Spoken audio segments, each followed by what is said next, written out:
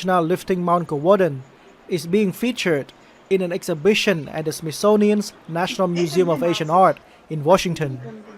We actually know the original location of the sculpture. It was in a cave temple about halfway up the mountain, and it was really a site-specific installation.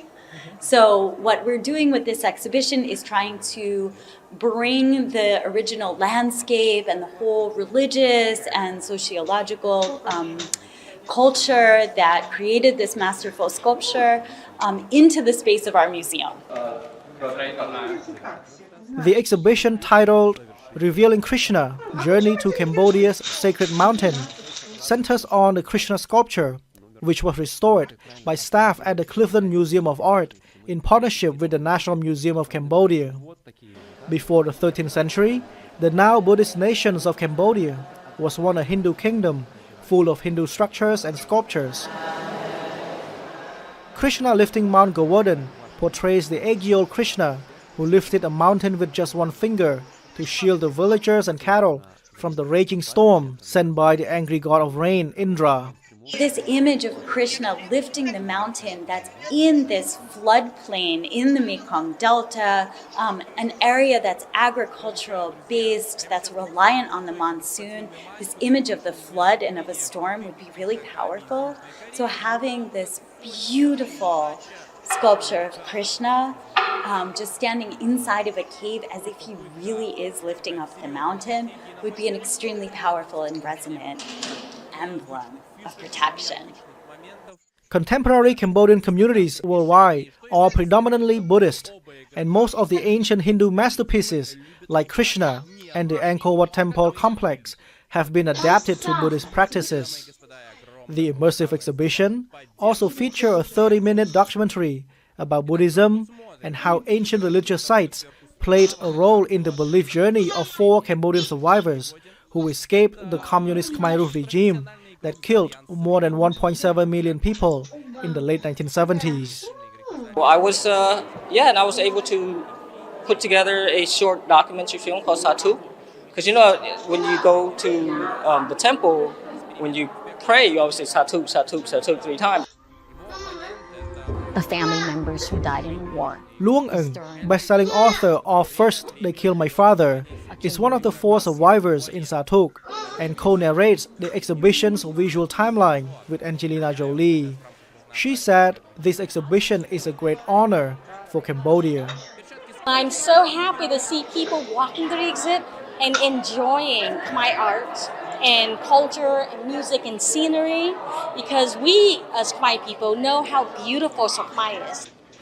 Revealing Krishna, Journey to Cambodia's Sacred Mountain is on view for free through September 18.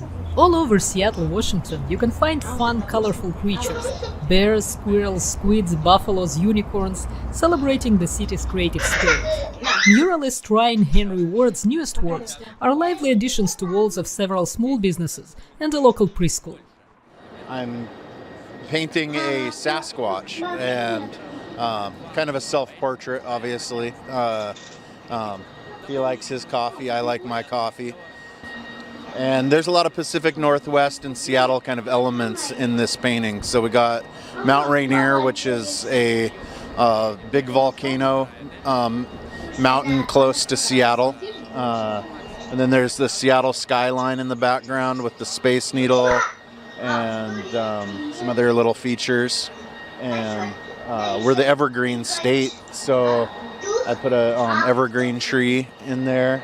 Not only do Ward's brightly colored wild creations bring joy to the city, but they also celebrate his overcoming a dark period of his life, one that began with pain medication following a four-wheeler accident. Got addicted to opiates and got addicted to alcohol, and just kind of got into really heavy use of those things. So I could originally kind of manage my pain, and then it just kind of shifted into addiction. And that kind of created some mental health crisis in my life. That addiction led to homelessness. It's hard out there and it's dangerous out there. And I saw a lot of brutal things living on the streets. And yeah, it's been about 10 years since then, and I just live with a sober mind, and I do all this artwork from a perspective of clarity, I guess. Earth designs are now seen in local gift shops, mini-golf decorations, books, and now an exhibit where visitors are encouraged to touch the art. I created more of like a kind of like a record store kind of feel to my place, where you get to shuffle through the art with your hands and you get to pull out and kind of discover. It kind of allows you to dig in and kind of discover. Not all his work is bright. Ward says he still explores the abstract, dark and moody. So the hair is kind of over his face, and he doesn't have like high functioning limbs, and the colors are more muted, and so this is kind of like pulling on a feeling of like I still want to like participate and show up for the day, but I don't really want that to be around other people, or I don't want to be seen. When he's feeling low, Ward says it is the discipline of painting every day that gets him through. This sprawling port city, being set up on land reclaimed from the sea in Colombo, is meant to compete with Dubai as a business hub. It is the latest of huge Chinese-funded infrastructure projects in Sri Lanka that include a port and an airport in Hambantota. But as an unprecedented economic crisis leaves Sri Lanka with virtually no foreign exchange reserves to buy fuel and food or repay foreign loans, these projects are under scrutiny. Billed as economic game changers, analysts say they have yielded few returns. For example, the airport in Hambantota is called the emptiest airport in the world because it really is not attracting the business that it should be attracting. So there's a lot of questions in terms of whether these kind of projects have also contributed to Sri Lanka's increasing debt. Chinese loans make up about 10% of Sri Lanka's $51 billion foreign debt. The Chinese-built infrastructure had showcased Beijing's growing clout in the strategic country in the Indian Ocean. However, now a massive public backlash against President Gotabaya Rajapaksa and his brother Mahinda Rajapaksa, who sanctioned many of these projects, will influence future policies. The Rajapaksas are seen as very much tilting towards China. So I think there is going to be a more balanced foreign policy and trying to get more assistance from different and diverse actors. That is good news for India, for which the Chinese presence close to its southern shores had become a strategic headache. New Delhi has committed to provide $3 billion to Colombo in loans, credit lines and credit swaps since the crisis spiraled. It has also shipped food, fuel and medical supplies to ease hardships caused by the massive shortages of essential commodities. It was seen as an opportunity for India to also demonstrate its commitment as a net security provider in an economic sense. That India as a regional power could support India could support Sri Lanka in a time of crisis, and thereby underscore its credentials as a responsible regional power. Ahead of Sri Lanka's rice sowing season, New Delhi plans to send fertilizer to help farmers who suffered massive crop losses as the government ordered a switch to organic farming. As India emerges as one of the biggest aid providers, its image as a dependable ally is being reinforced. The fact that India has come through in terms of addressing urgent needs, urgent humanitarian needs, is very welcome by many Sri Lankans.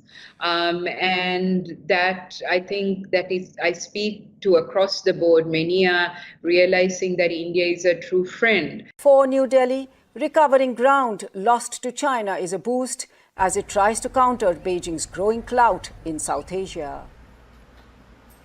1-year-old George is in for a treat this morning. His formula is mixed with cereal. Mom Lindsay Cates is slowly transitioning to whole milk since this is her last carton of formula and she can't find any more.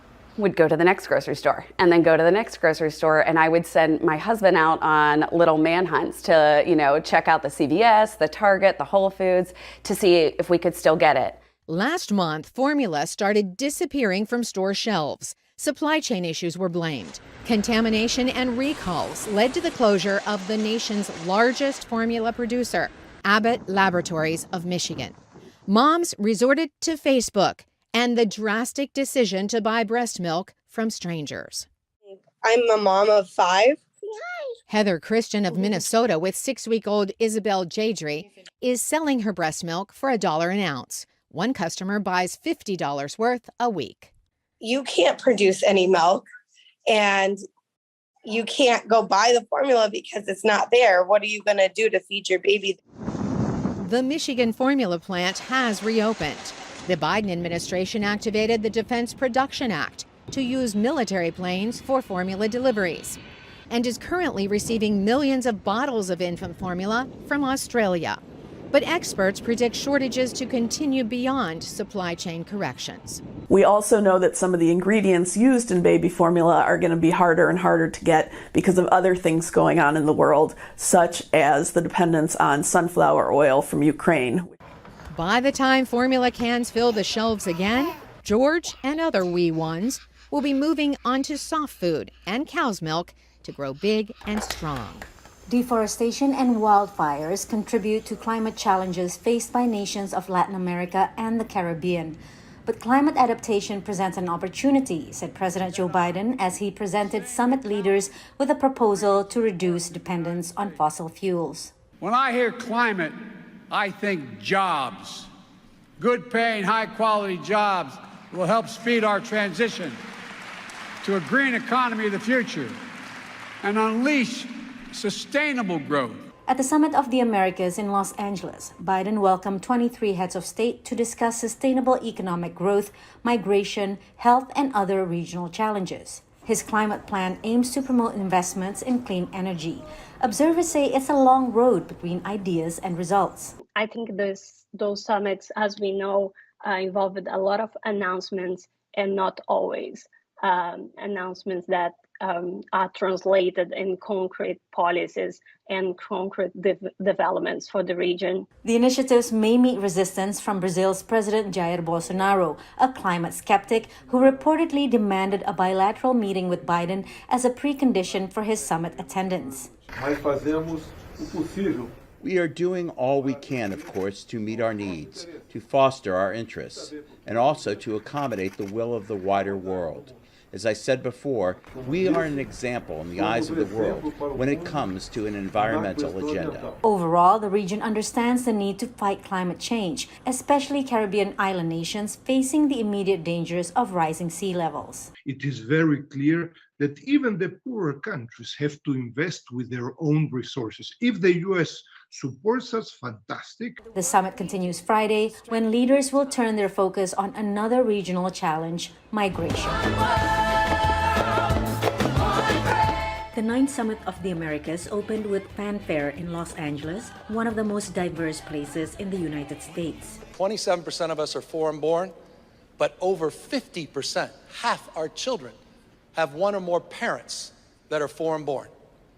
It just doesn't exist anywhere else but here in the state of California. But behind the celebration, a sobering reality. Latin America and the Caribbean have seen the deepest economic contraction due to COVID-19. 22 million more people fell into poverty in just the first year of the pandemic. Inequity continues to rise. Global inflammatory pressures were made worse by Putin's brutal and unprovoked war against Ukraine. Biden announced $300 million in food insecurity aid and launched the Americas Partnership for Economic Prosperity. The American Partnership will help economies grow from the bottom up and the middle out, not the top down. What's true in the United States is true in every country.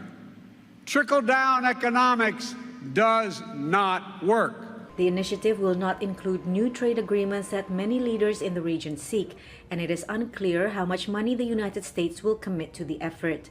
The United States already has free trade agreements with about a dozen Latin American countries, and there is little political appetite in Washington for more. There really is, tremendous potential to build out a new dispensation for the economic ties between the United States and the region.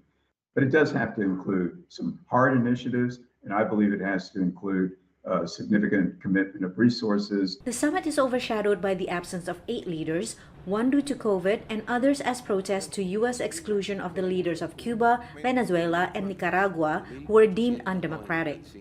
Still, leaders are set to adopt initiatives, including an action plan to prepare for future pandemic threats and improve the skills of health workers.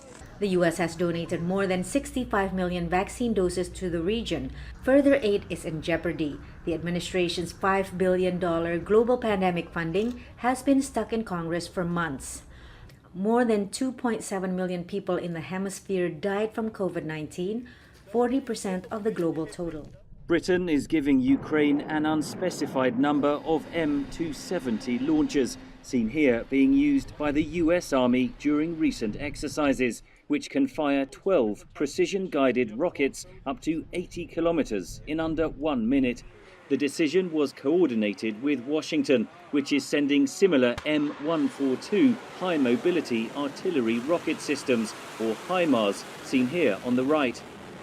What MLRS systems like HIMARS and the M270 will do will be to provide the Ukrainians with the range to engage some of the longer-range Russian systems, as well as a precision-guided capability, which will enable things like counter-battery fire against long-range Russian assets. The British government said the missile systems would help Ukrainian forces protect themselves against Russia's brutal use of long-range artillery. The Kremlin's forces have made incremental advances in recent weeks in the eastern Donbas region. The Russians do enjoy a substantial advantage in terms of the sheer number of systems they field, so they can make up in just mass what they lack in precision. The results are clear on the battlefield. Towns and cities left in ruins. They hit all this territory with grads every 10 meters. Western-supplied anti-tank missiles helped drive back Russian armoured columns advancing on Kiev. Now, the nature of the war is changing.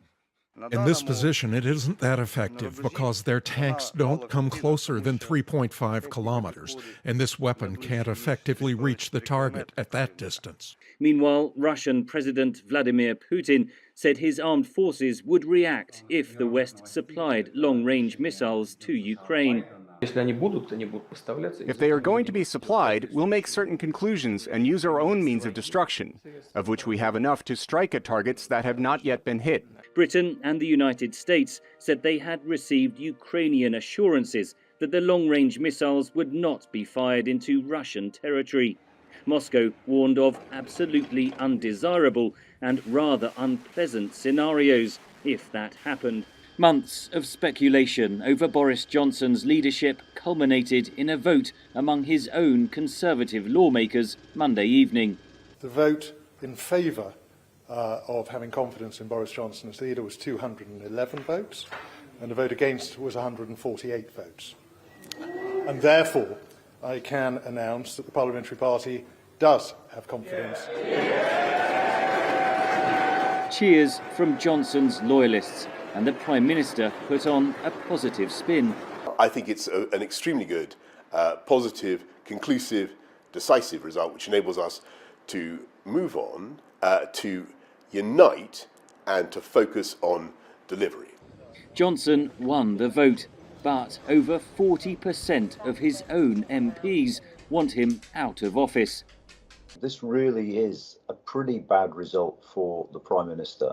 And what it means going forward, I think, is that prime ministerial survival will be the foundation stone of this government. Boris Johnson delivered the Conservative Party a thumping 80-seat majority at the 2019 election by promising to get Brexit done. Polls show his popularity has plummeted. Last week, he and his wife Carrie were booed by sections of the crowd at Queen Elizabeth's Platinum Jubilee. So what went wrong? He is the first British Prime Minister to be convicted of breaking the law while in office. after police investigations into parties held at his Downing Street residence during COVID lockdown, so-called Partygate. Johnson had previously told MPs that no such parties were held. Firstly, a number of his own MPs cited the fact that he had clearly lied to Parliament as a reason for voting against him. And secondly, those same MPs have seen the Prime Minister's popularity ratings with the British public tank. The Prime Minister's problems run deeper. Whether it be Partygate, whether it be a sense amongst his own backbenchers that there is no coherent plan for government, or whether it be the fact that actually the Conservative Party is divided. Historically, British Prime Ministers who suffered significant rebellions haven't survived long in the job, including Margaret Thatcher, John Major, and Boris Johnson's predecessor, Theresa May. Boris Johnson is slightly strengthened by the fact that there is no obvious successor. Johnson's supporters say he has got the big calls right, giving military support to Ukraine, delivering on the Brexit referendum, a fast COVID vaccine rollout. But his critics say he is now a political liability, and their calls for him to resign are unlikely to die down. Asylum seeker Hadi, not his real name, fled persecution in his home country of Iraq because he is gay. He shows the scars of a recent attempted rape. He reached Britain in January after crossing the English Channel on a small dinghy. Now he is terrified of being sent to Rwanda. We suffered and escaped death. We crossed the sea, all to be sent to Rwanda? Kill me or sentence me to death instead of sending me to Rwanda. I don't have anything to do with Rwanda. As a gay person and a supporter of refugees, this is an unjust and criminal decision. Hadi is among the more than 10,000 migrants this year alone who have crossed the English Channel in small boats to reach Britain. Dozens have died attempting the crossing. Britain says the flow has to stop. Earlier this year, British Home Secretary Priti Patel signed a deal to fly asylum seekers 6,000 kilometres away to Rwanda for processing there as a deterrent to migrants hoping to cross the channel. We're a government, along with our partners, the government of Rwanda, finding new innovative solutions to global problems where I'm afraid other organisations and other countries, are not coming up with alternatives, and the status quo is simply not acceptable anymore. The migrants will be housed in hostels like this one in Kigali. At some point, once their status has been fixed, they will have to go and live with other Rwandans, but they will be free. They will not be prisoners. The first flight, taking around 100 migrants to Rwanda, is scheduled June 14th, but the policy has been widely criticised, including by the United Nations High Commissioner for Refugees. A group of non-governmental organisations has launched a legal case to halt the flight. Among them is the charity Care for Calais. People come from Sudan, Syria, Iraq, Iran. They are all terrified. They have all fled their home countries due to absolutely terrible circumstances. A number of them have suffered extreme torture or trafficking. The plaintiffs say the policy breaches international refugee conventions. There's got to be some domestic UK law that you rely on, because those treaties don't automatically become part of British law. Lawyers for the migrants argue they could be denied a fair hearing in the Rwandan asylum system. Separately, lawyers are also arguing that specific individuals named on the flight should not be sent to Rwanda. So it could be somebody who's been a victim of trafficking, for example. It could be somebody who has been wrongly age assessed as being an adult, and actually they say they're a child. It could be somebody who's got a serious illness. A court ruling is expected in the coming days. With intense and previously unseen video. And in testimony from a documentary filmmaker and a U.S. Capitol police officer who suffered a traumatic brain injury. I saw friends with blood all over their faces. I was slipping in people's blood. 6 Democratic and 2 Republican lawmakers made public for the first time their year-long investigation into the January 6, 2021 breach of the U.S. Capitol. It was domestic enemies of the Constitution who stormed the Capitol and occupied the Capitol, who sought to thwart the will of the people, to stop the transfer of power. And so they did, so at the encouragement of the President of the United States. The President of the United States trying to stop the transfer of power, a precedent that had stood for 220 years. Trump was impeached in January 2021 for inciting that riot, just 1 week before leaving the White House. Lawmakers leading the congressional investigation, encompassing hundreds of interviews and thousands of documents, said they will go further, making the case Trump planned and executed a violent coup to hold on to the presidency. President Trump summoned the mob, assembled the mob, and lit the flame of this attack. You will also hear about plots to commit seditious conspiracy on January 6th, a crime defined in our laws as conspiring to overthrow, put down, or destroy by force the government of the United States. This first hearing focused on the Proud Boys and the Oath Keepers, extremist groups with individuals who have been charged with seditious conspiracy in connection with the January 6 attack. Filmmaker Nick Kested testified about filming those groups that day. I documented the crowd turn from protesters to rioters to insurrectionists. I was surprised at the size of the group, the anger and the profanity. All but a handful of congressional Republicans have already claimed the investigation's results are illegitimate. It is the most political and least legitimate committee in American history. It has used congressional subpoenas to attack Republicans, violate due process, and infringe on the political speech of private citizens. But in 4 more hearings throughout this month, committee investigators said they would prove Trump made a coordinated, multi-step effort to overthrow the results of the election. With upcoming midterm elections deciding control of Congress, the stakes for making that case are high. I think it was a clear, flagrant violation of the Constitution.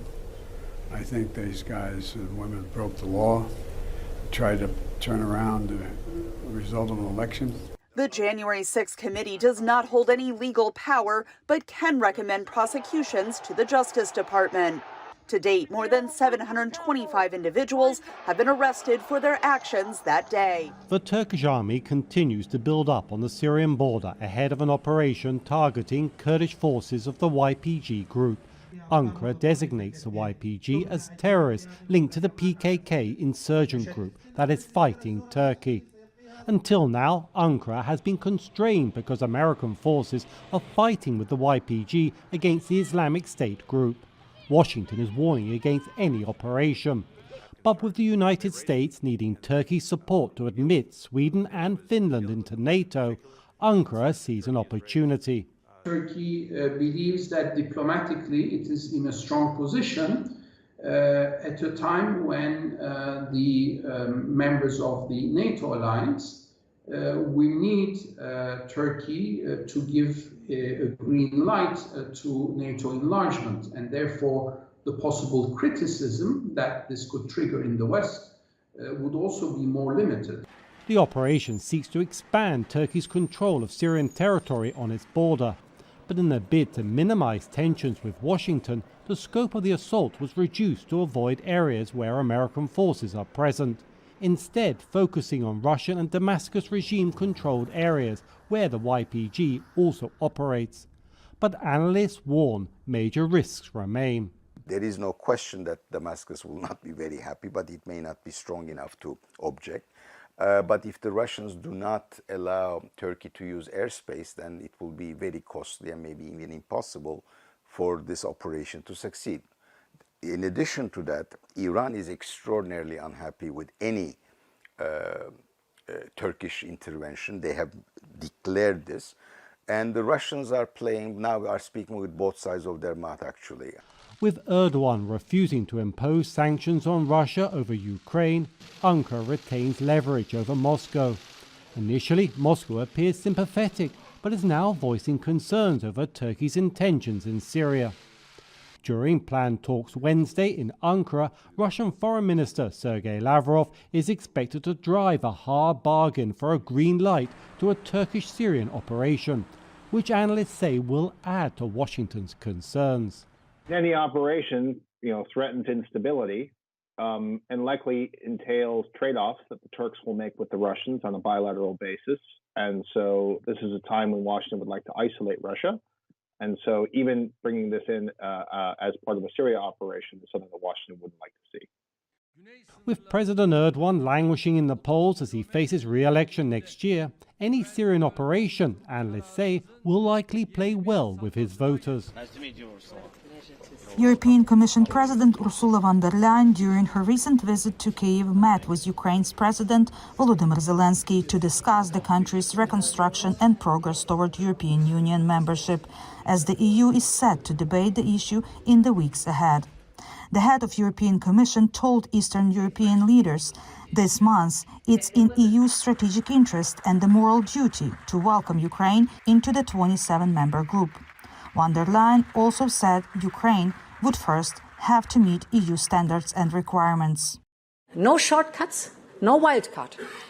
Standards and conditions have to be met because this is true for all of us in the European Union, and we know on a daily basis how hard it is to keep these standards up among us 27. Ukraine's long-standing effort to move closer to European Union helped spark the 2014 Revolution of Dignity, also known as the Maidan Revolution, after Ukraine's pro-Russian backed leader at the time refused to sign a popular trade agreement with the EU. The deal was eventually signed. Days after Russia's February 24th invasion of Ukraine, President Volodymyr Zelensky sent a letter to start the process of attaining candidate status.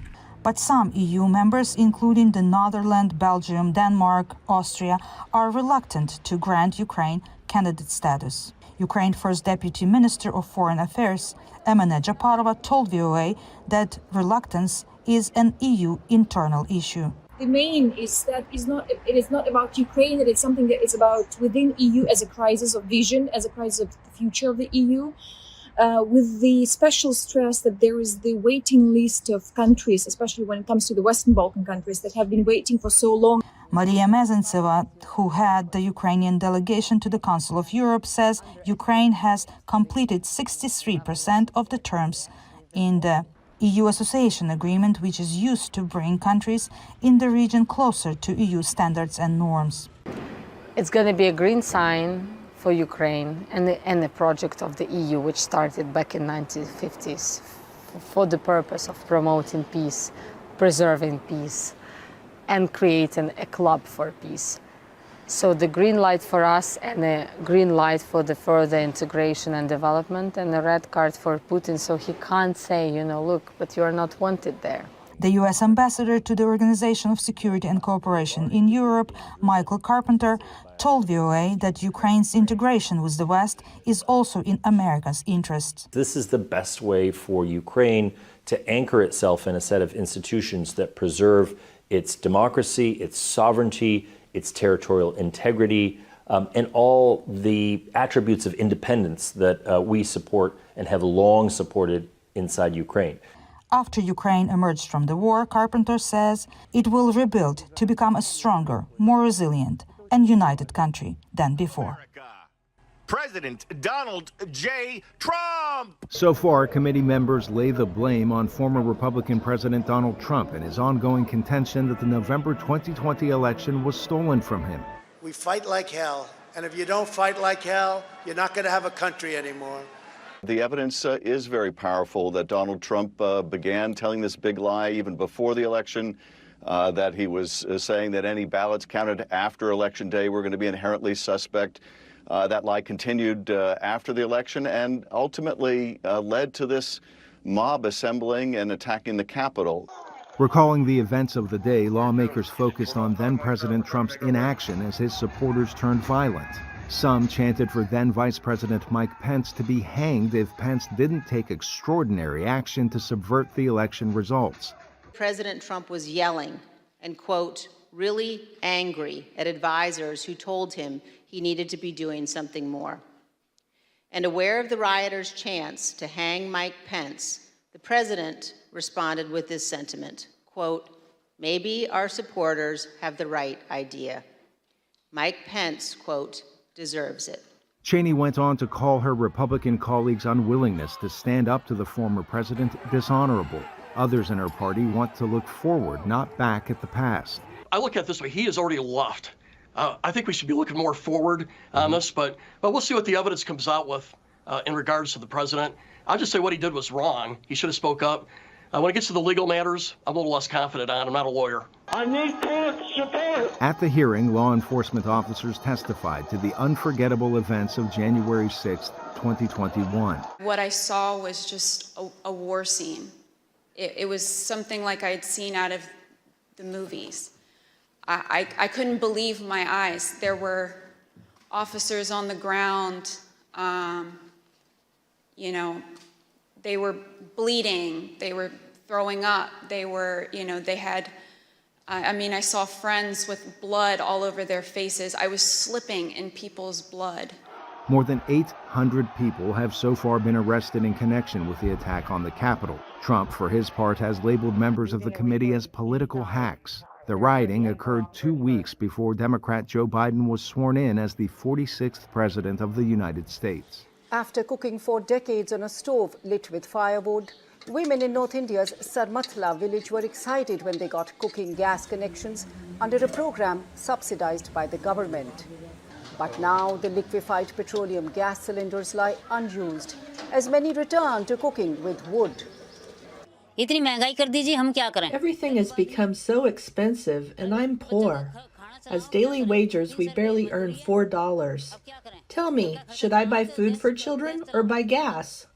For many homes, the $13 price tag for a gas cylinder after a series of hikes in the last year and a half has made it unaffordable as they grapple with high food prices and declining incomes due to the pandemic. Despite a $2.50 subsidy that the government recently gave rural households, it remains out of reach. I only cook vegetables on gas. I make everything else on a wood fire. It's a setback to the ambitious program, under which over 80 million rural households got cooking gas connections. The aim to address problems caused by these smoky fumes. Now that indoor air pollution is equivalent to a person smoking significant number of cigarettes continuously at the same time. Now, broad estimates suggest that India loses 500,000 of its population every year prematurely because of this indoor air pollution. These women live with those health consequences. I cough, I get congestion and breathing problems. Then I try to cook on the gas stove. With a wood stove, I get coughing spasms. I feel pain in my eyes and I get breathless. It is not just poor households that have been hit. Even better off households in the village use cooking gas sparingly. It is a huge challenge to cope with inflation and high cooking fuel prices. When I am told that it is time to refill the gas cylinder, I get really worried. The number of households using clean energy rose from about 30 to 70% between 2011 and 2020. Those gains are now under threat. At the very least, this has stalled the progress. At worst, this has reversed some of the progress. So unless the prices would get again attuned or get limited through either subsidy support or the decrease in global oil prices, we may see that households may not now shift towards LPG for most of their cooking. That means there may be no early end to these women breathing these deadly fumes. Як жити змії без рук і без ніг? Треба перезавантажитися зараз. The rehearsal is over. Now the curtains can open. Artist Vitaly Rupelt is creating a graphic poster right here in his cramped Lviv apartment. Art is a weapon, believes Rupelt, who is following in the footsteps of his favorite graphic designer, Ukrainian insurgent army artist Nil Khasevich, who died in 1952. Історія повторюється і повторюється, і визвольні змагання. History repeats itself. The liberation struggle of the 40s and 50s, and now it's happening again. On day 3 of the invasion, I got involved and remembered who I am. Rupelt's military-themed posters are distributed around the world with the help of Lyana Mitsko, director of the Lviv Municipal Art Center. These posters are being sent to other cities, sometimes along with humanitarian aid, sometimes with the journalists traveling from Lviv further on. We usually provide them with samples. This is reactionary art. While part of the art center is still under renovation, a large part of it is being occupied by children and adults who have fled the military action. Seeing these beautiful things that the young children are making as a way of therapy against the evil that's happening into their lives. It's very, very powerful. British art curator Vanessa Branson arrived in Lviv after visiting Bucha and Hostomel. Founder of the Marrakesh Biennale and sister of billionaire Richard Branson, she seeks to see something else in this war, a new beginning and flourishing among the ruins. The invasion has been very focused on destroying cultural museums and churches and any cultural object that makes a Ukrainian feel Ukrainian rather than Russian. And on the one hand, you've got this destructive force coming in, just destroying everything. And on the other hand, as a sort of defense, you've got people creating, never before has culture felt more vital and actually exciting. These are fragments of a Russian missile that hit Lviv. Volunteers and artists painted the missile remnants and put them up for auction to raise money for the Ukrainian army's needs. While donations were coming in fast in the first days and weeks of the war, today we have to be creative to figure out how to attract more funding every single day. One of the ideas was to draw Saint George, patron saint of Lviv, on the remnants of a Russian missile. It's not just some deformed piece of metal. You know that this is an aggressor's missile. It was really scary to touch it. I wanted to get an idea through, to cover all this evil, so to speak. I painted our jet fighter on it, a MiG-29 flying in that direction, tearing barbed wire that I painted in Russian tricolor. But even as these artists keep Ukrainian culture alive in art, Ukraine's Ministry of Culture has reported that Russian forces have destroyed or damaged more than 30 museums and reserves, 116 architectural monuments, and more than 130 churches. It's been a year since Bernard Njengaland, his wife Esther Thuku, had died in Saudi Arabia, where she had been a domestic worker for 3 years. He says Saudi authorities reported his wife had committed suicide at her employer's home, but he believes the mother of 4 was murdered. Her body did not have any marks that would show that she had hanged herself, because there would be marks around the neck. It appeared her body had been buried because it was very dirty and looked like she had been stabbed on the left side. That wouldn't have been hanging at all. Kenyan authorities say that since November, at least 23 domestic workers have died while working in the Middle East. Most of those deaths occurred in Saudi Arabia, according to labor officials. Saudi authorities have reported that all 23 of those deaths resulted from cardiac arrest. In April 2020, Amnesty International reported that Kenyans who have jobs as domestic workers in the Middle East often complain of lack of payment, forced labor, physical abuse, rape, and dangerous working conditions. Now, Kenya is offering safety training for domestic workers who take jobs abroad. So when you don't train them, then basically you are exposing them to exploitation and abuse. Part of the training also includes labor rights awareness. They have to know how to bargain and to talk to employers about decent terms and conditions of employment. These are among 30,000 Kenyans who migrate to the Middle East to find work each year. Kenyan authorities say they're working with Saudi officials on labor law reforms. We would want, in case, we would want them to also upscale their laws to protect workers and employer equally, not to discriminate and have the attitude of employees right always. Number two is that the pay is reasonable, commensurate to the work. VOA reached out to the Saudi embassy in Nairobi for comment on alleged mistreatment and death of Kenyan workers. In an email response, the embassy said the kingdom does not condone illegal and ill treatment of anyone and said Riyadh is working with Nairobi to protect citizens from any offense. Meanwhile, officials say with an estimated 2 million young people graduating each year and only about 800,000 new jobs according to national figures, many Kenyans will continue to go abroad to find work.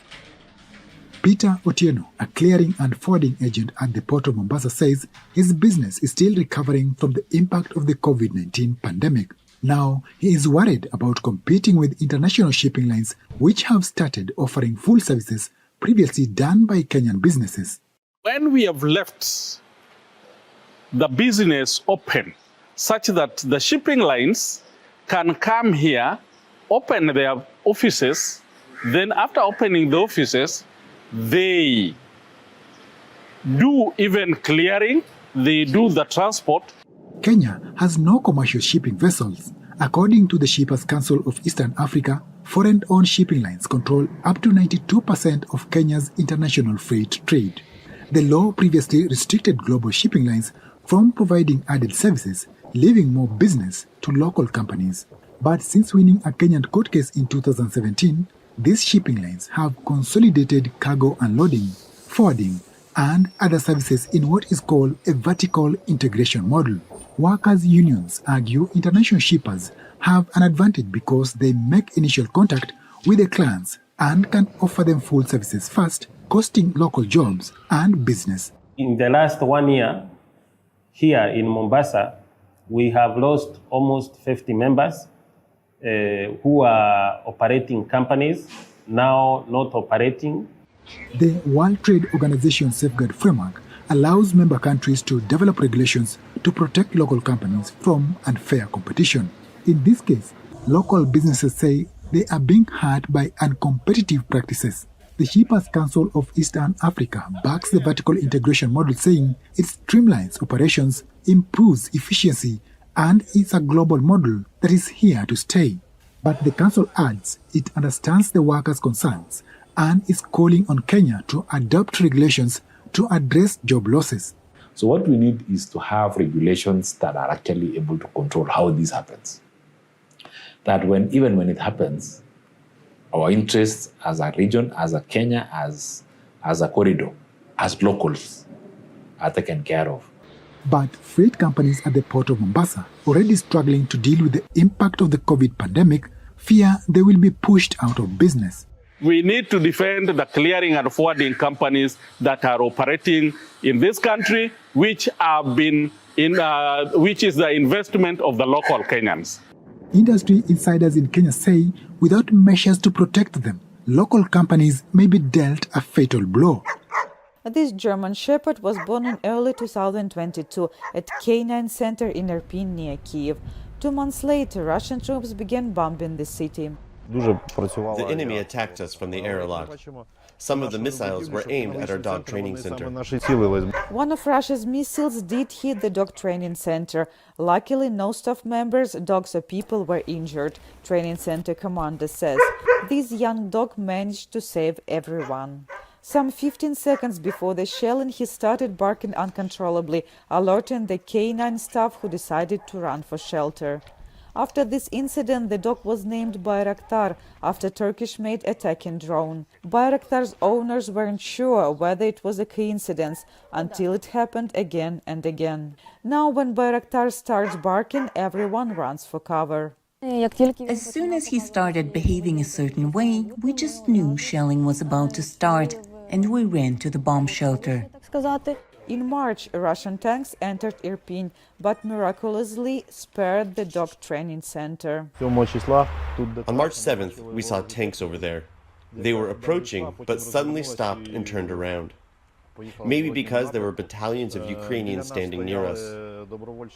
During the Russian occupation, we were in the so-called gray area, always under fire. The trainers decided to evacuate breeding dogs, the ones that could have valuable litter. Only the animals that showed psychological resistance to constant explosions remained in the center with their owners. Occasionally, the dog left the center to work. Looking for evidence of sabotage, the dogs searched suspicious vehicles for weapons and explosives. They also accompanied people fleeing Irpin. We used dogs to inspect luggage for explosives. We also helped the elderly and people with kids to get out of the city. All bridges leading to Kyiv were blown up, and it was very difficult to leave Irpin. In early April, after Irpin was liberated, the dog training center resumed its work. Bayraktar is now getting ready to become a special search dog. He is very active and clever. We will train him to detect saboteurs and looters. But it won't happen for a while. The training will require some special gear, which was destroyed in the bombing. What is the metaverse? Tech companies and others describe it as a place where the real world will mix with the digital, even more than it does now. But beyond that, right now, we are essentially hearing the first whispers of a metaverse, and there's very little to say like this will be the future. All we're really doing is really at the brainstorming phase of what should it look like. The term metaverse refers to a three-dimensional, immersive world as compared with the two-dimensional world of screens we experience today. It's not just looking at video or even virtual reality on your screens or through displays, but really having a kind of a digital layer, if you will, thrown on top of the entire world. The great thing about the metaverse is it captures the point that it's all connected. It's like the internet that you walk into. Betting big on the metaverse is Facebook, which recently changed the company name to Meta and opened its Meta store. Visitors try on virtual reality headsets, play with other wares, and contemplate the metaverse. If you want to go to the moon, maybe it's hard for every people, but in the metaverse, just a second, and then you go to the moon. Some see the metaverse as a place to hang out with friends. I would like to be in a virtual chat room with my friends for, 4+ hours. If I could have that level of immersion where I could be connected constantly in my room or wherever I please, that would be the main draw for me. Observers say it will take years for the metaverse to come to be. For now, people are considering what their digital lives hold next. In Denver, artists are looking beyond the social constructs of marriage to alternative visions of illness and devotion in an exhibition called In Sickness and in Health. Co-curator Genevieve Waller's Chains of Love combines the symbol of something strong with cellophane, a weak material. What are these chains of love? What more, besides marriage equality, can we do to make the world more equitable for people who don't want to get married, who can't get married, who don't believe in the institution of marriage? Cherish Marquez imagines traditional folk medicine, known as curanderismo, transforming everyday objects to clean the earth of radiation poisoning. Traditionally, curanderismo is used to heal the body, spirit, and the mind. And as a queer person that comes from Latinx heritage, I found that some of the religious philosophies from Catholicism really didn't fit and accept my identity. And curanderismo as a way to have take back that culture and space. The photographs of Mika'ayo Cole create bookmarks of places and emotions that ease feelings of being alone, even in a crowd. It's almost like a double whammy for us, right? If we're queer and we have like a mental disability or mental health going on, and mental health is going to be affected because of those forces that are, you know, however they're playing, we need to talk about it more, that's all. Co-curator Mary Grace Bernard is looking for audiences to find similar experiences, even if they don't identify the same way. My work, this body of work, is kind of like a private moment with me, with all my medical equipment. It's something that you don't see me as I'm here now, but when I'm at home, I'm attached to a lot of devices and have to do all these treatments and medications. Jeff Rufus Bird recreates his 2017 stroke as a video game, because like people having a stroke, characters in video games do not control what's happening to them. The idea of queerness itself is not always something that's entirely associated with sexuality. It's sometimes used in a context of someone who just has very unusual life circumstances or something that's a bit outside the norm, perhaps. Waller says gender identity and disability often pass unnoticed. Queerness and disability, often people require a performance of it in order to take it seriously. So unless you are wearing a rainbow or in a wheelchair or what have you, sometimes people don't want to believe you when you say you are gay, you are disabled. The show is part of Pride Month activities that return to in-person events for the first time since coronavirus. The number of displaced lockdowns. persons in Myanmar keeps climbing as clashes between the military junta and anti-military forces continue. Now reporters are fleeing to borderlands and neighboring countries as the junta imposes more restrictions and punishments on reporters working there. Here in Thailand, journalists like Shaw Mu continue to do their work, documenting evidence in Myanmar despite the risks. She is wearing a face mask and hat to protect her identity for security reasons. When you go inside, you also have to face, afraid of the Burmese army shelling, everything. So when they see you, they also feel very happy because they know that some people take care for them. Sang Lee, not his real name, is a news editor covering Myanmar. He also asks that his identity be protected for safety reasons. He, like other journalists, is working in a neighboring country to avoid laws that rights groups say are ambiguous and target critics of Myanmar's army. Getting access to information is expected to get even worse in Myanmar under new cybersecurity legislation that is expected to become law. The proposed measure would forbid the use of virtual private networks or VPNs, which allows users to access social media sites which have been banned by the military-backed State Administration Council, or SAC. Myanmar is not like other country. Before that, Myanmar is called the Facebook nations because 99% of the public use the Facebook.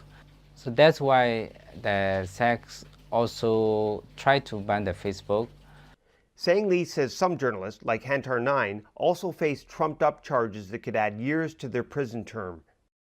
He received a 2-year sentence after being charged for spreading false news, but authorities added another charge under the Electronic Transactions Law that could add another 7 years to his sentence. Hantar's family says they have not been allowed to see him. They don't allow to see my brother, but if I have a chance, I want to see my brother because we don't know actual situation of my brother, like not only physical condition but also mental condition. Despite the mounting risks that come with the job, Myanmar journalists continued to get the word out as the crisis within the country worsens. 1-0.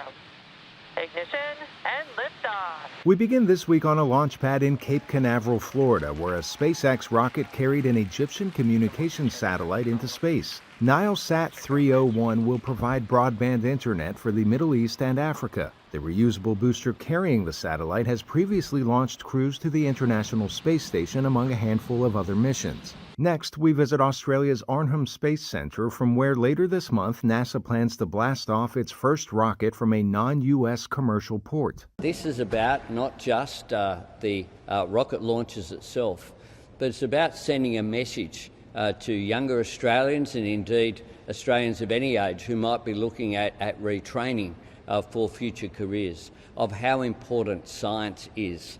The Prime Minister stressed the importance of science, technology, engineering, and mathematics education, or STEM, as part of Australia's future. NASA looks to launch 3 research rockets beginning in late June from the facility owned by Equatorial Launch Australia and located on Indigenous land. In other news, NASA's problem-filled Artemis program took a step in the right direction this week as the agency prepared its 30-story Space Launch System rocket for a critical dress rehearsal.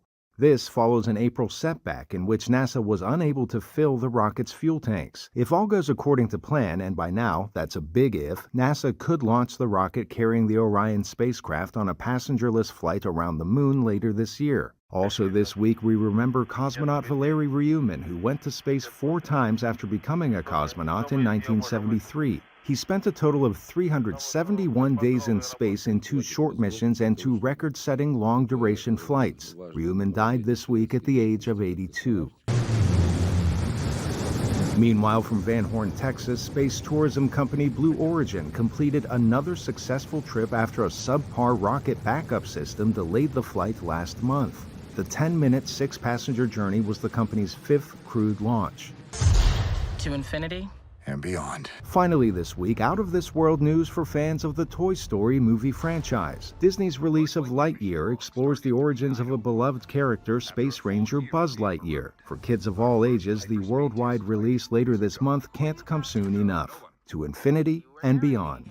As U.S. President Joe Biden and First Lady Jill Biden welcomed heads of state to the Summit of the Americas, where migration in the Americas has been a major topic, immigrant rights activists demanded that the status of undocumented migrants in the United States be resolved. An abortion rights supporter chained herself to the summit fence as the U.S. Supreme Court once again weighs the controversial issue. And other protesters objected to the summit host, the United States, excluding Cuba, Nicaragua, and Venezuela from the meeting. The U.S. saying only democratic countries are welcome. Prompting several nations not to send high-level delegations. Critics called the exclusion of certain countries hypocritical. Because you have nations that are invited, like Bolsonaro in Brazil, who's having his own personal meeting with Biden, who has extremely repressive policies, who's burning down the Amazon, who's not representing the needs of his people or the planet. She also said the Biden administration is considering a trip to Saudi Arabia, whose government is widely accused of playing a role in the 2018 murder of journalist Jamal Khashoggi. Analysts say the purpose of the visit, which is not yet confirmed, would likely be to stabilize oil prices. A smaller event called the People's Summit for Democracy was held nearby and drew 1,000 participants a day from 15 countries for the duration of the summit. We feel the Summit of the Americas has excluded millions of people from this region. Black and indigenous people, women's groups, workers and peasants. It's excluded us from the debate. The Biden administration says economic development, the environment, migration, women's welfare, and democratic rights are central to the agenda. The summit has also sponsored youth and civil forums. Mexico, whose president stayed home, sent its foreign minister. A Mexican senator, who is Secretary General of her country's ruling party, attended the People's Summit.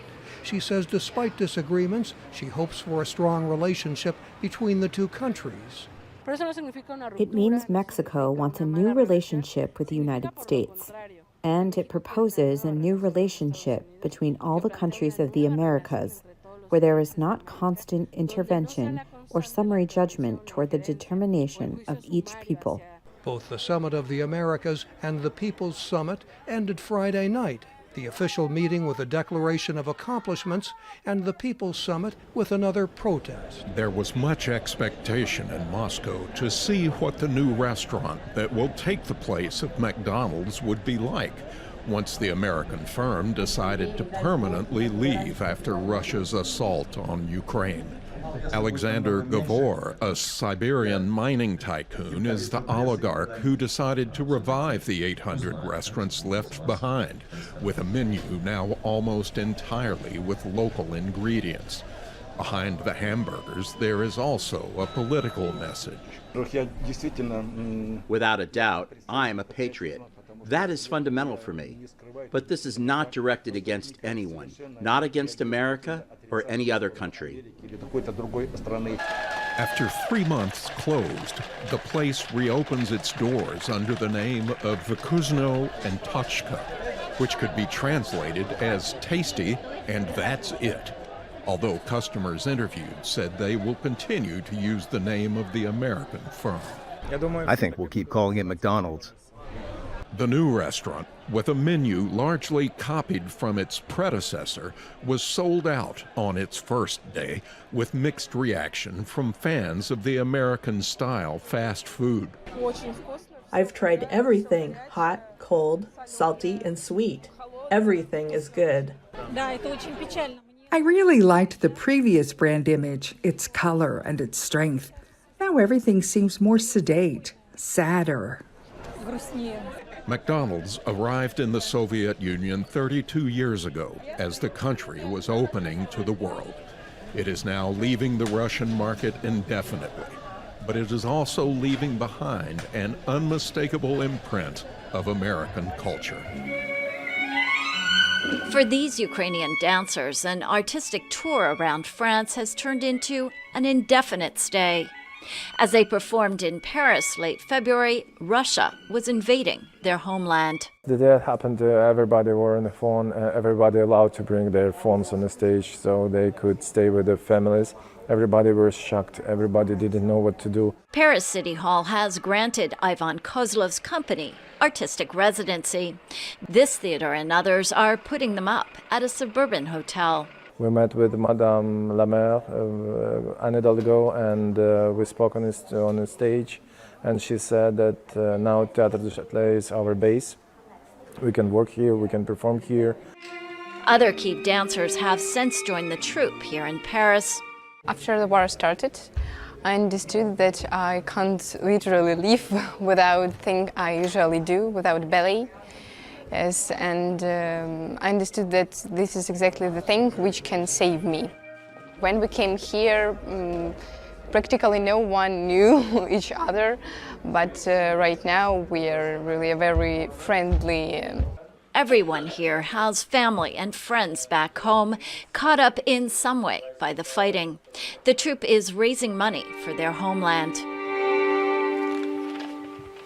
At first I wanted to return to my family, but my parents said it wasn't necessary. They wanted me to stay here and be safe. We are the father and mother of 35 children in here. We're all the time trying to organize everything and to keep them safe, to keep them healthy. It is very difficult to plan ahead. Very difficult because everything is changed. All the time we're trying to prepare some tours, but like usually tours prepare in the year ahead. There's one thing Kozlov and his dancers are sure about. My message is we are unbreakable. Wherever it's happened, Ukraine will stand. Like a good fairy tale, Kozlov believes Ukraine will win the war. The latest sign of U.S.-China tensions. These Chinese and Russian military planes flew late last month near U.S. Asian allies' airspace, while U.S. President Joe Biden was on an Asia trip aimed at countering Beijing. Russia's war in Ukraine has only deepened the U.S.-China divide. Although China has not openly supported Russia's war, it has pledged closer ties, worrying many in Washington. It's identifying with a very aggressive country, and the United States worries that That's the way China wants to approach the situation in Taiwan as well. Use brute force to achieve its objectives. China views democratic Taiwan as part of its own territory. It threatens to take it by force. Biden has promised the United States would defend Taiwan if China invades, raising fears of a superpower conflict.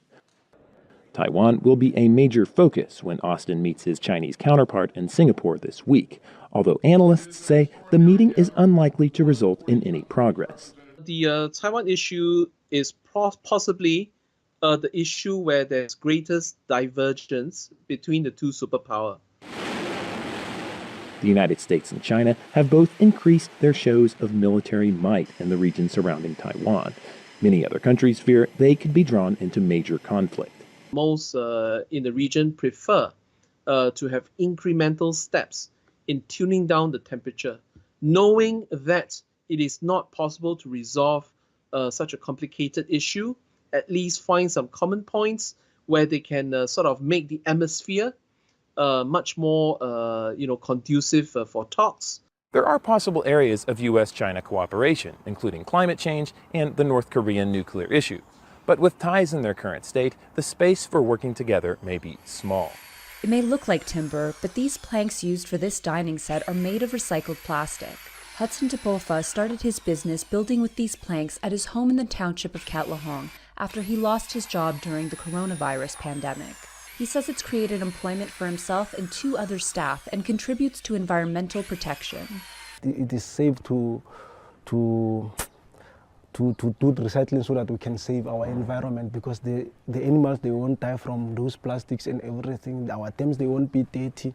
So I think that's the way to save our community. The 34-year-old now gets regular orders for outdoor furniture and playgrounds. South Africa is one of the world's top countries for recycling plastic, capturing about 45% of plastic waste. This recycling plant makes durable and sustainable timber with plastics that are too low in quality to be reused for packaging or other materials. Recyclers say it's extending the lifespan of plastic used in everyday life.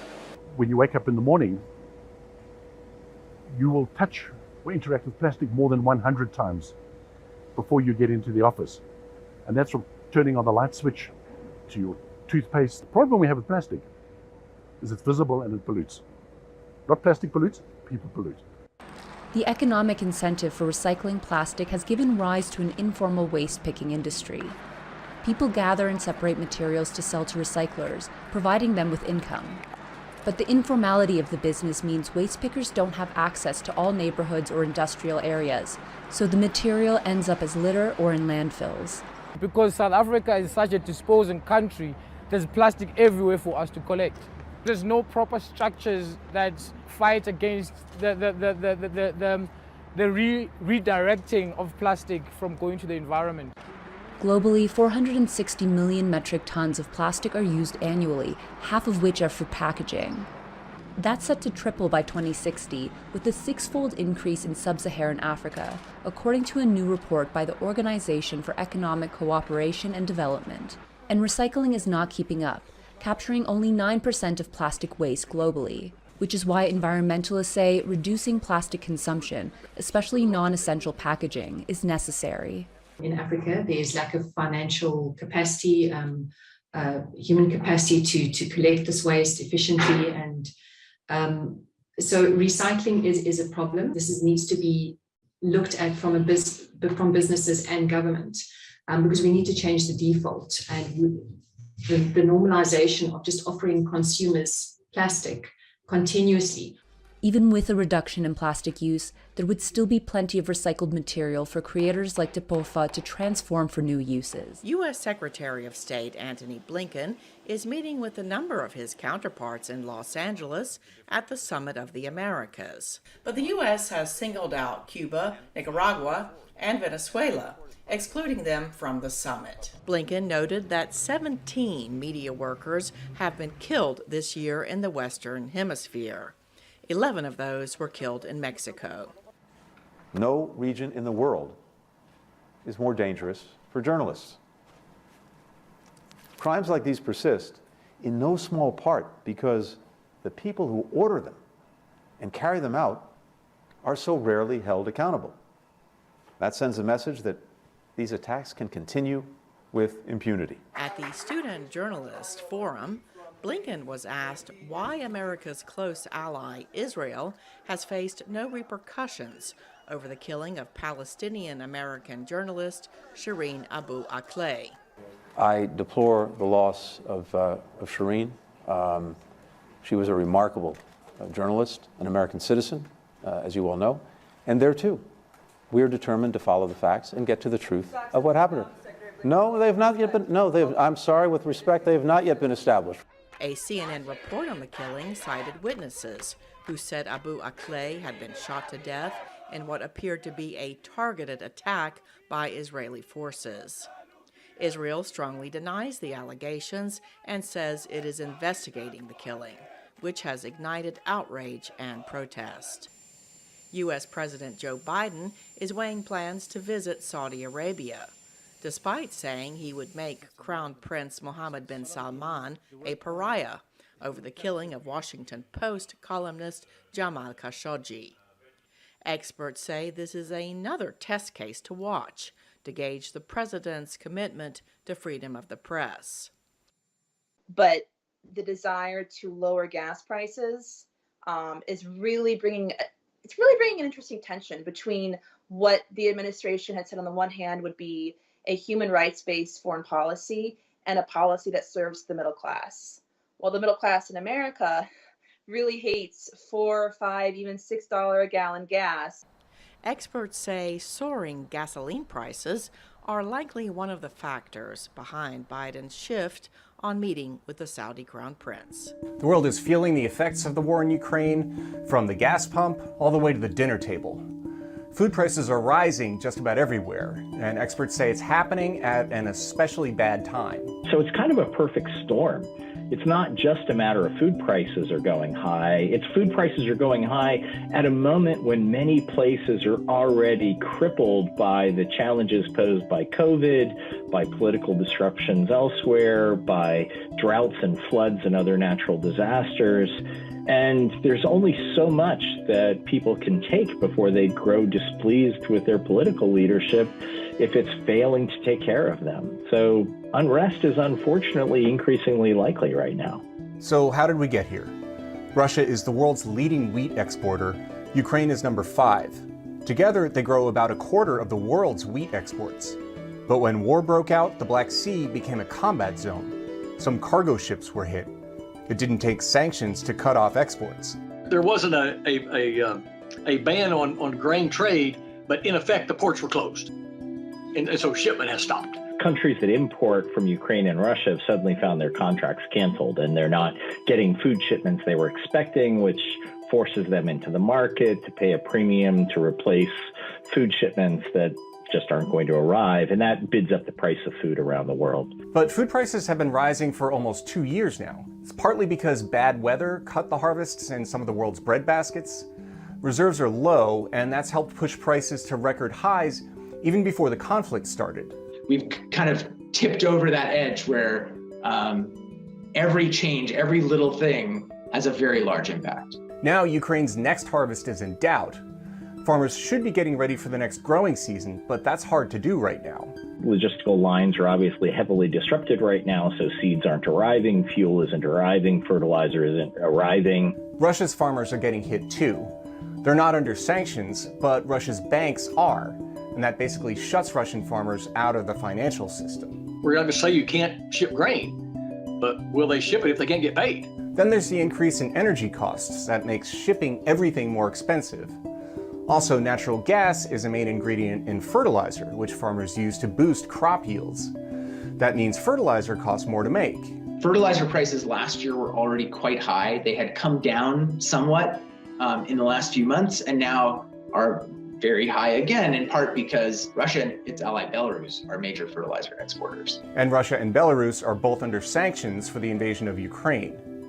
But those are problems for the next crop. Parts of the Middle East and North Africa are feeling the effects right now. Yemen's a good case in point.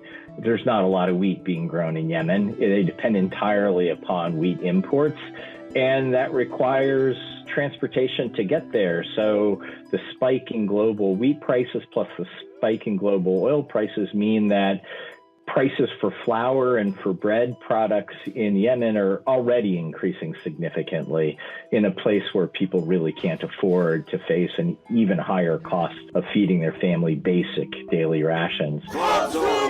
In 2011, rising bread prices were one of the factors that set off the Arab Spring protests. When people already have grievances with their government, food price inflation can push them over the edge. A lot of places fit that description right now. If you look at Yemen, if you look at Lebanon, if you look at Syria, if you look at South Sudan, if you look at Ethiopia, and I can keep going,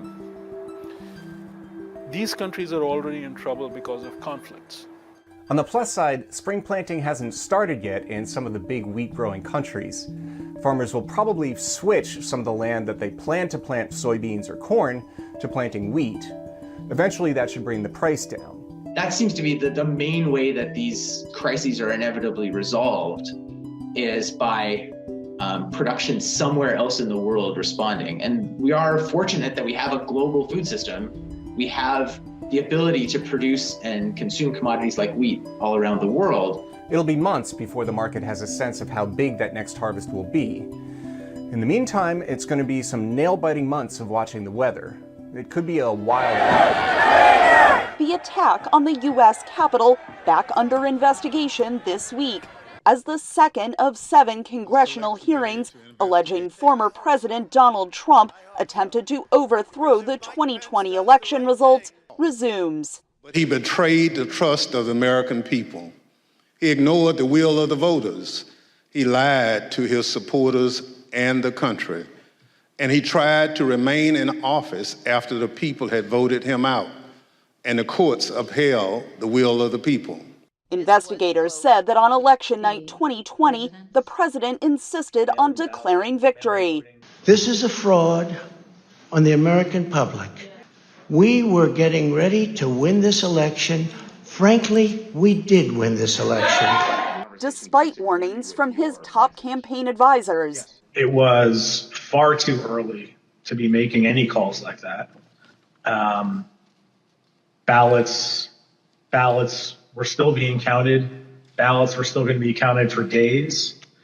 And it was far too early to be making any proclamation like that. With the exception of a campaign lawyer, former New York City Mayor Rudy Giuliani, who witnesses said was drunk that night. Mayor Giuliani was saying, we want it. They're stealing it from us. Where'd all the votes come from? We need to go say that we won. And essentially that anyone who didn't agree with that position was being weak. Former Attorney General Bill Barr, the nation's top law enforcement official at the time of the 2020 election, testified the president had continued with false claims of fraud in the weeks after election night, even after it was clear he had lost. I was somewhat demoralized because I thought, boy, if he really believes this stuff, he has, lost contact with he's become detached from reality if he really believes this stuff. When I went into this and would, tell him how crazy some of these allegations were, there was never an indication of interest in what the actual facts were. Election officials from 3 key states and an election lawyer from the Republican Party also said the Trump campaign's subsequent attempts to prove fraud in court were unfounded. The simple fact is that the Trump campaign did not make its case. Committee lawmakers said the Trump campaign benefited from stretching out those fraudulent claims, raising millions of dollars that went to pro-Trump organizations. We found evidence that the Trump campaign and its surrogates misled donors as to where their funds would go and what they would be used for. So not only was there the big lie, there was the big ripoff. Donors deserve to know where their funds are really going. Almost all congressional Republicans have called the January 6th committee's work illegitimate and have continued to support the former president. Hearings will resume Wednesday and Thursday this week with a broader look at Trump's efforts to use the U.S. Justice Department to falsely claim he won the election. With much fanfare, Sweden and Finland formally applied to join NATO in May. At the time, the application was seen as a formality, but now the bid is in jeopardy. Turkey's President Recep Tayyip Erdogan says he will veto Sweden's and Finland's applications unless they end what he says is their support of the Kurdish rebel group, the PKK, which is fighting Turkish forces and which Ankara considers a terrorist group. Helsinki and Stockholm deny supporting the PKK.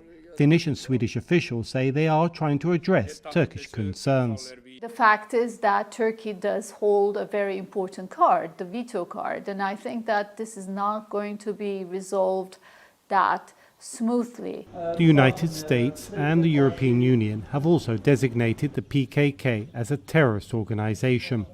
Erdogan is also calling for nations to stop supporting the Syrian Kurdish group, the YPG, which he says is linked to the PKK. Finland and Sweden and several NATO countries, including the United States, support the YPG, a key ally against the Islamic State militant group in northern Syria. But President Biden could be the real target of Erdogan's hardening stance over NATO enlargement. Many people do think that the objections to Finland and Sweden are basically messages to the United States to take Turkey more seriously, to engage with Turkey, and for President Biden to, if you will, to resurrect that personal relation that President Erdogan established with President Trump. Unlike his predecessors, Biden, who is critical of Turkey's human rights record, has largely refrained from directly interacting with Erdogan. Instead, analysts say Washington will work around Turkey's veto threat by deploying security forces with other NATO countries to Sweden and Finland, further isolating Turkey. Experts say the impasse is taking a toll on Turkey's economy, with the Turkish currency, the lira, now under added pressure. But analysts say this is a price Erdogan may be ready to pay, aware that appearing to stand up to NATO plays well with his voters. The US State Department says the latest events in the Kherson and the Zaporizhia regions of Ukraine, currently occupied by Russia, indicate Russia's intent to create another so-called People's Republic there. In the Kherson region, the Russian-appointed deputy head of the regional administration hasn't ruled out the possibility of a referendum, like the one that preceded Crimea's annexation. We'll announce later when some kind of vote or plebiscite is planned. But it won't be today and it won't be tomorrow, because our first task is to restore order in the Kherson region. In recent weeks, Vladimir Putin signed a decree allowing residents of the Kherson and Zaporizhia regions to obtain Russian citizenship. By early morning on June 2nd, some 250 Kherson region residents applied for a Russian passport, according to the Russian-appointed Kherson administration. What's more, Russian SIM cards are now being sold in two occupied regions of Ukraine. And on May 31st, local Ukrainian authorities said internet and Ukrainian cell service had been cut off in occupied territories. American experts, however, say it's highly unlikely the two regions will join Russia. None of these regions wanted to separate from Ukraine. These are Ukrainian territories. So if they tried to hold a referendum now, in light of the devastation that they caused, in light of the lack of any recognition from any other country for control over these territories, I think it'll be a joke. Ukrainian TV channels stopped broadcasting in the occupied territories. Instead, residents can watch only Russian TV, which describes the Kherson and Zaporizhia regions as liberated. In addition, wheat from the previous year's harvest is being transported from the Kherson region to Russia. Local agrarians report raider attacks on their farms. They bring their equipment, take the grain from the grain elevators, and take it to Crimea. From there, it goes to Sevastopol and gets sold there. Many Ukrainian refugees who fled the country keep in touch with family and friends in Ukraine. Those who stay say they fear oppression from the occupiers, as well as a fake referendum that would make their region part of Russia. Men fear they will be enlisted and forced to fight their own people. My close relatives are in Kherson, including my dad. Banks are not operating. It's impossible to withdraw money. Not salary nor pension, nothing. Grocery stores are not working. Sometimes you can buy food directly from other people. But to be honest, everyone is afraid to leave their homes because there are many reports of people going missing. Katerina Shkalyar lives in Zaporizhia. Lately, she's been volunteering, helping to bring humanitarian aid to the occupied area of the region. They're not being bombed, but people are under occupation. Grocery prices have grown dramatically. Many people, of course, lost their jobs, the ones who didn't want to work with the occupiers. Many homes are being searched. Some men are taken away somewhere and held there for a few days. They're being asked to cooperate with Russian forces. According to the New York Times, 1/5 of the Ukrainian territory is currently under Russian occupation. We had a nice kitchen here. The house was very nice. This is what's left of 82-year-old Alexandra Yahudina home after Russian shelling of her hometown of Irpin. She and her daughter Vera Malachina lived in this house for more than 20 years. The daughter recalls fleeing with help from the Ukrainian military.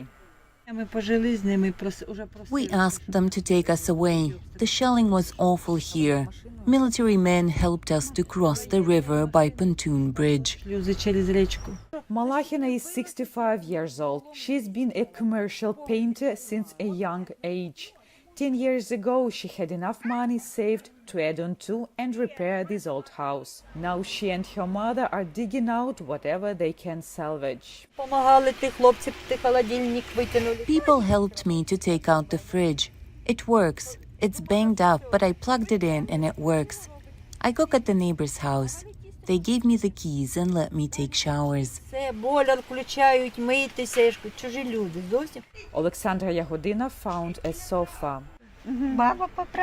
I asked them to help me pull out of the rubble my sofa so at least I could sit in the sun. Now she spends most of her day here. When it rains, she hides in a small barn that survived the shelling. At night, the mother and daughter share a mattress on the floor. But Malachina says they're better off than others. Some of their neighbors don't even have a barn for shelter. Russian artillery destroyed everything. We have at least something left. Our neighbor Shura, her house is the first one on Oktyabrska Street. There's nothing left of her house. Occasionally, Vera tries to get into her ruined house to search for more items. She says the most precious one is a wedding photo. That's my deceased husband. That's me and our classmates. Alexandra is happy her flower pots survived. I used to plant a lot of flowers when I lived in the village. My friends would ask me, "How do you do that?" I always answered, "It's easy." Recently, Malachina received a small amount of monetary aid from the state. It's equivalent to about $65. Not enough money to begin rebuilding for now. Before the war began, Malachina says she was unable to work and was scheduled to undergo cancer surgery. But all that's on hold for now. Everything got damaged. My son has cleaned it up already. Well, yes, I cried a lot because everything got destroyed. Ukrainian authorities have promised to restore all the damaged residential buildings and already allotted 1 billion hryvnia, nearly $34 million for that purpose. Currently, we have 400 million hryvnia to do restoration work. Will that be enough to let people get back to their restored homes? No, it won't be enough. According to the Kyiv School of Economics, it's going to cost upwards of $39 billion to restore the damaged residential buildings in Ukraine. But many here say they can't wait for that and have started doing some of the rebuilding work themselves. A volunteer rebuilding battalion called Dobrobat is helping. People can leave a message like, "Who can come and help me restore my home?" Volunteers put out those messages through Telegram channels, and whoever is free can respond and help. Applications can be left on the Dobrobat website. There is a special form for volunteers who put in the help they can offer, Longtime construction worker Vadim Lavrik has put together a special team in the Sumy region. In the first 26 hours, more than 30 volunteers signed up. Young women help us as well. One of them is probably 21. She hardly weighs more than 50 kilos. I often tell her, take just one brick at a time. They're too heavy for you. Another woman who helps us is an industrial engineer. Very different people, but all are incredibly talented. So far, more than 27,000 people have volunteered to help. At the moment, Dobrobat is operating in the Kiev, Chernihiv, and Sumy regions. Volunteers work in teams a few days a week. Volunteers mostly either clear debris or restore residential buildings. If a person's roof is broken, their whole house will get damaged. It'll be filled with rainwater. It'll be impossible to live in. And when you think of it, all is needed is go over there, put some profiled sheeting on, and fix the roof. And we have a family living in their own home again. While there is no shortage of volunteers, there is a shortage of materials and gas. That's why Dobrobat members are on the constant lookout for sponsors and funds. Banks and IT companies are helping as well. Dobrobat founders are creating a map with all the damaged buildings on it and looking for sponsors for each project. After the appraisal is done, all the documentation and a brief description is uploaded to our website for the potential sponsors to see. Then we, of course, add the end pictures and all the financial accounts.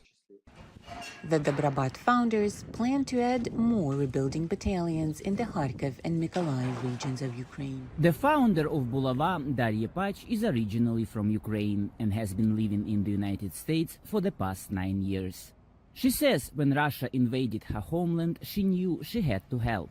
So she boxed some basic necessities and sent the package, as she put it, to nowhere.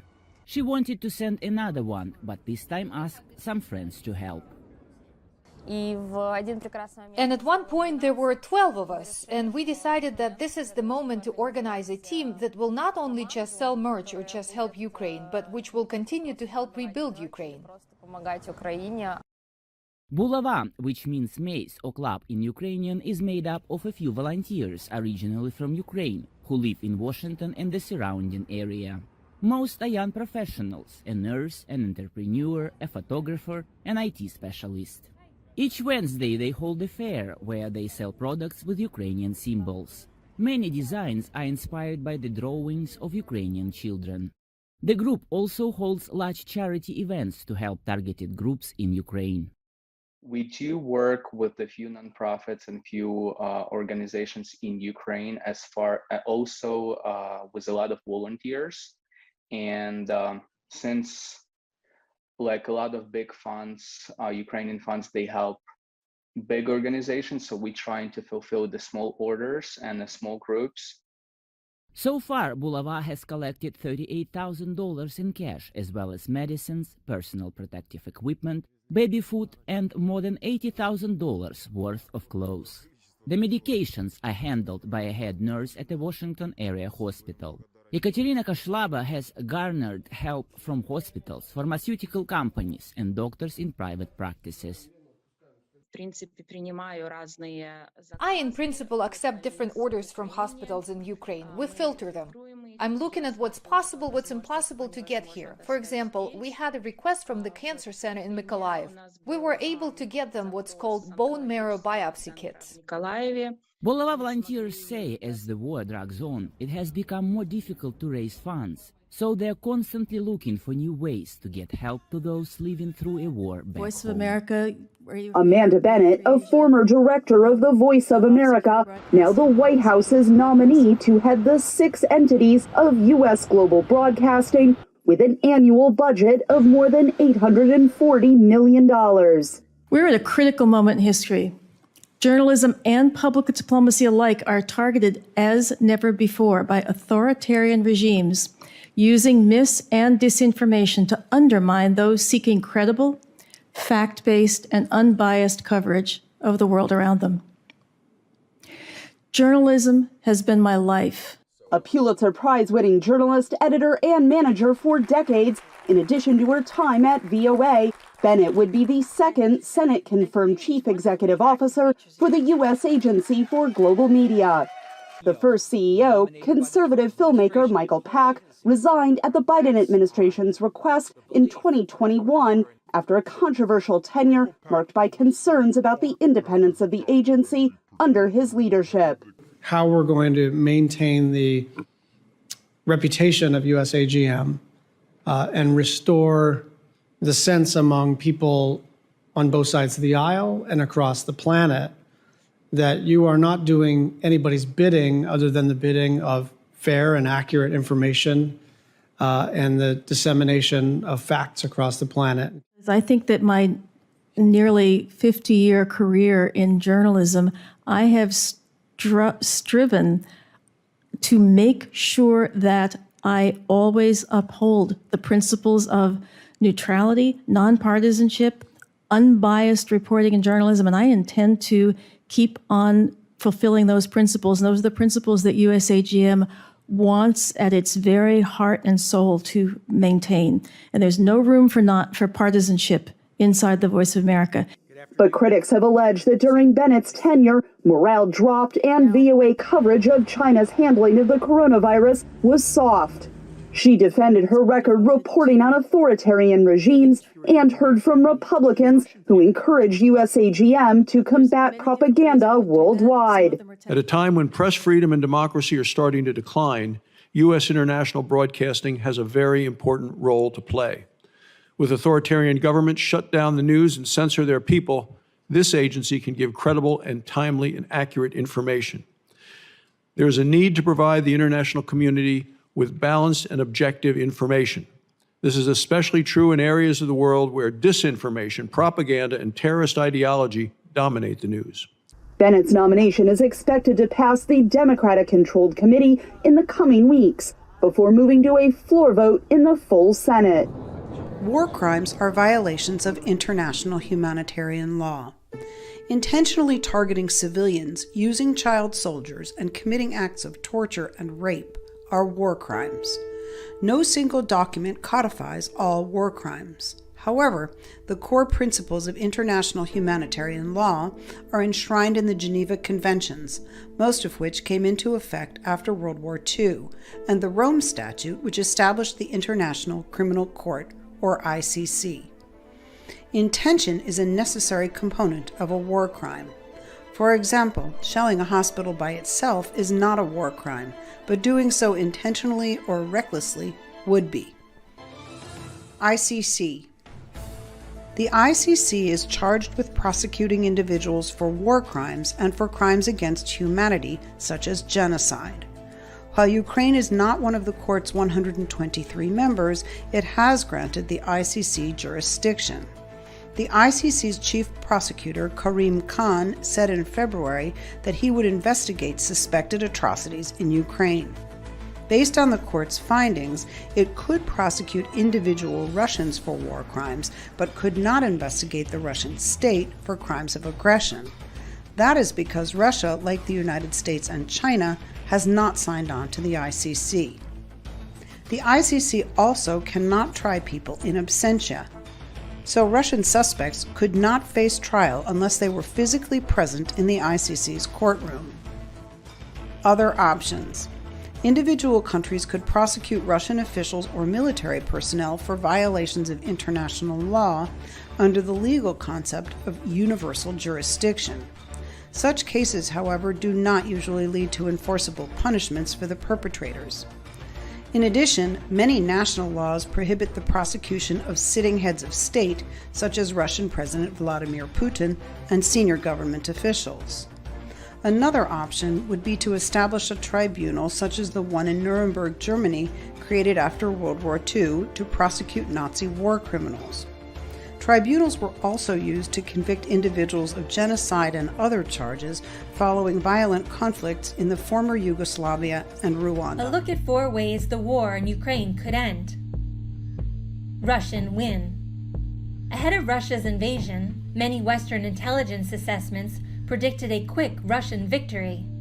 That did not happen. Ukraine mounted a strong initial response with highly motivated fighters and weapons from countries around the world. For Russia to win now, it must follow a more difficult path. Russian troops have attempted to capture major Ukrainian cities, but struggled after finding them already heavily fortified. As a result, Moscow shifted its strategy to focus on Ukraine's eastern Donbass region, where pro-Russian rebels have been waging a separatist rebellion. If the Russians try to make a big push to surround the Donbass, that could be very difficult for Ukrainian forces to keep fighting in the way that they have been fighting. And it could make things difficult for resupply efforts by the US, NATO, and other allies as well. If Russia were to try to capture major Ukrainian cities again, including the capital Kyiv, it would mean using ever more powerful strategies, including airstrikes. This would result in more civilian casualties. Russia has significantly more troops than Ukraine, as well as more weapons, giving it a large military advantage. Ukraine prevails. For Ukraine to prevail on the battlefield, it would need to earn victories against a much stronger Russian force. Military analysts say that to hold the capital, Ukraine might have to give up smaller cities. Ukrainian forces could continue to mount armed ambushes and attack Russian support lines, hoping to force a stalemate that leads to a Russian withdrawal. And what Russia is doing so far is not really a pullback that shows that Russian forces are going to go home, back to Russia. In fact, what the US suspects is that the Russians are clearly just repositioning and regrouping, refueling, resupplying, and getting ready to go and attack Ukraine some more. More likely, Ukraine could prevail through the combination of military successes and worldwide pressure on Russia. Russia is suffering from both economic sanctions and diplomatic isolation. The war could end with a diplomatic solution, especially if Russian ally China exerts strong pressure on Moscow. Another way Ukraine could prevail, a remote possibility, is if Russian President Vladimir Putin were removed from office. This would likely require ordinary Russians to revolt against the war, or elites to carry out a coup. Protracted quagmire. Even if Russia could capture Ukraine's major cities, an easy victory would not be assured. Ukrainian fighters could engage in a drawn-out insurgency that would last months or even years. Insurgents could dig deep into cities and hide on rooftops, in alleyways, and inside buildings. A well-coordinated force, armed with weapons from the West, could hold off a large assault for a long time. This could result in a stalemate. Such a conflict could lead to mounting casualties on both sides and wear away Russian resolve. This outcome would mirror Russia's fight in Afghanistan in the 1980s. It is not clear what Putin's goal is for Ukraine. If he wants to install a pro-Russian government, he would likely need a Russian occupation to support it. Such an occupation could also face prolonged armed resistance and lead to a protracted quagmire. Wider war. The worst-case scenario would be an expanded war that brings in other European countries. Such a war could involve several nuclear-armed countries. It could escalate quickly and lead to catastrophic outcomes. For these reasons, European countries, the United States, and NATO have been careful to try to keep the conflict from escalating. They made clear they were not in a war with Russia and ruled out sending troops. They also rejected the idea of a no-fly zone over Ukraine because it could lead to the downing of Russian planes.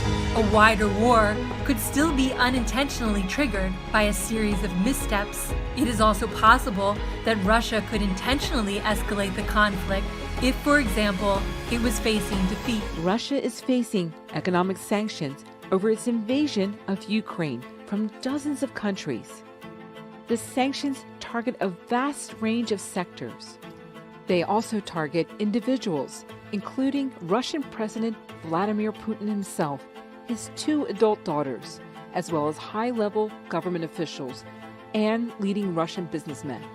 The sanctions have cut Russian banks out of a key financial messaging system and frozen the assets of Russia's central bank. Russian aircraft cannot take off from, fly over, or land in dozens of countries. The U.S. has banned oil and natural gas imports from Russia, while many European countries have announced plans to scale back the use of Russian energy. Import bans affect dozens of other Russian products, spanning industrial goods to high-end items. The U.S. has suspended normal trade relations with Russia, while European countries are taking similar measures.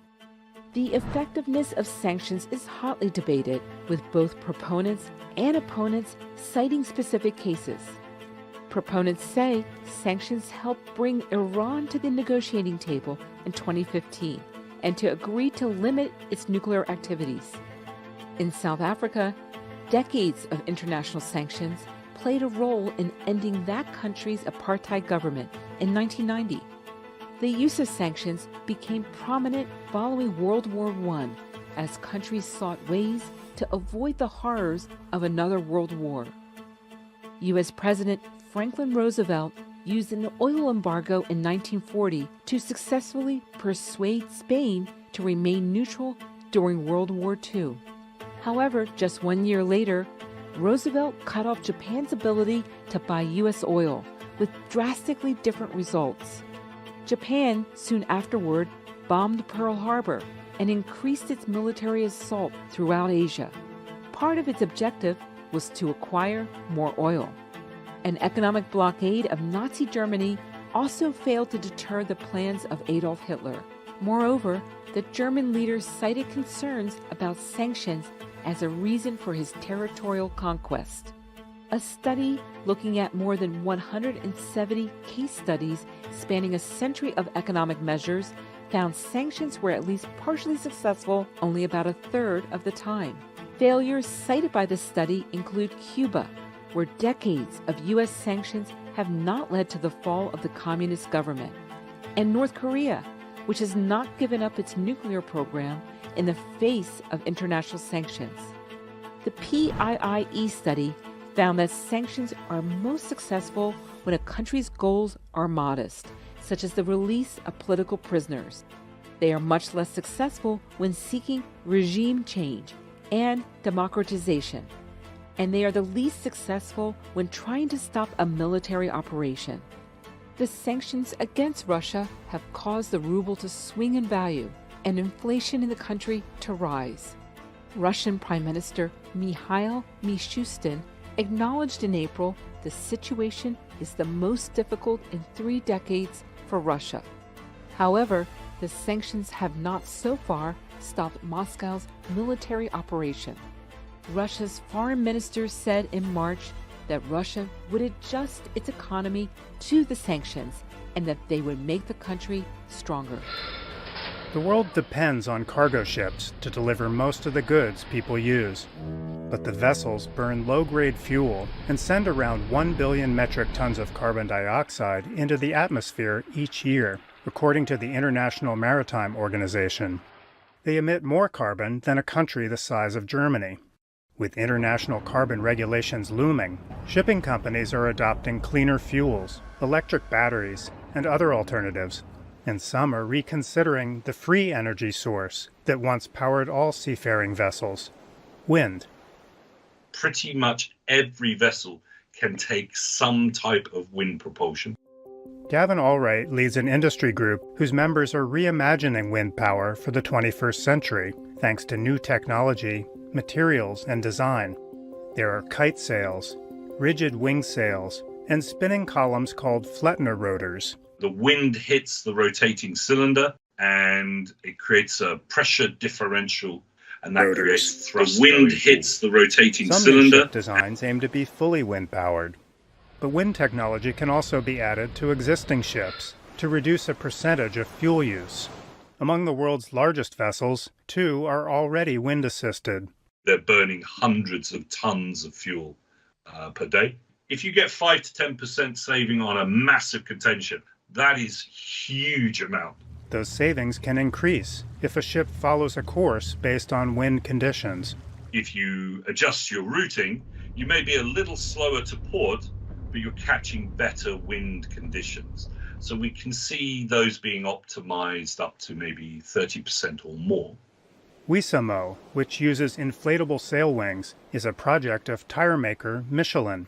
It's very simple. It's like two buttons, one to say on off and one to orientate the mast in the wind direction. So basically there is no impact on the crew.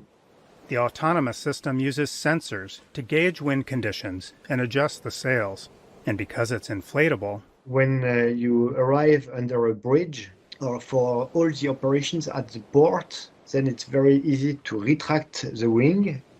Wissamo sails have been tested on a yacht, and the company plans to install them on a cargo ship this year. While closely resembling Bibendum, also known as the Michelin Man, the character who has represented the tire maker for over a century, the sails also point to a future of innovations in mobility. Almost 1500 years ago, a monumental sculpture of the Hindu god Krishna was carved into the sacred mountain of Phnom Da in southern Cambodia. More recently, the sculpture has traveled to France, Belgium, and Spain before its recent stop in America.